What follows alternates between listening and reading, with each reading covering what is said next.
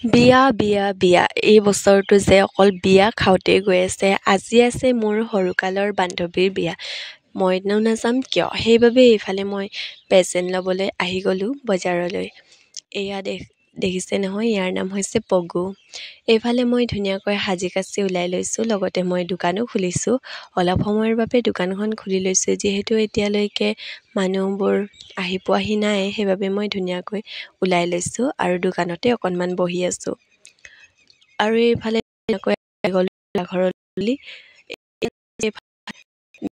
যাৰ কৰা আছে হৈছে আৰু খুচি চাহ খাই এইফালে আপোনালোক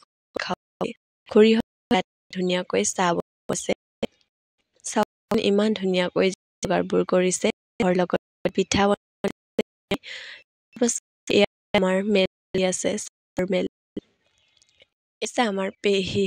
কেমেৰা দেখিলে সকলোৱে লাজ কৰে, সেইবাবে মুখখনত ঢাকিয়ে দিয়ে। এয়া হৈছে আমাৰ সকলো ওচৰৰ খুৰীবোৰ। সকলোৱে একেলগে ধুনীয়াকৈ বহি কথা পাতি আছে।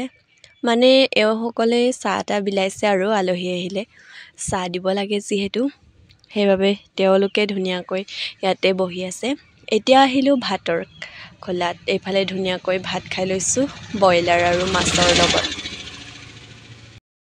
এইফালে ধুনীয়াকৈ খাই আছোঁ। তাৰপিছত এতিয়া পৰ্ব, এতিয়া বিদায় দিয়াৰ সময়কণ। এয়া মোৰ বান্ধৱী। এইফালে আমি এতিয়া বিদায় দিবলৈ ইয়াতে বহি গৈছোঁ সকলোৱে।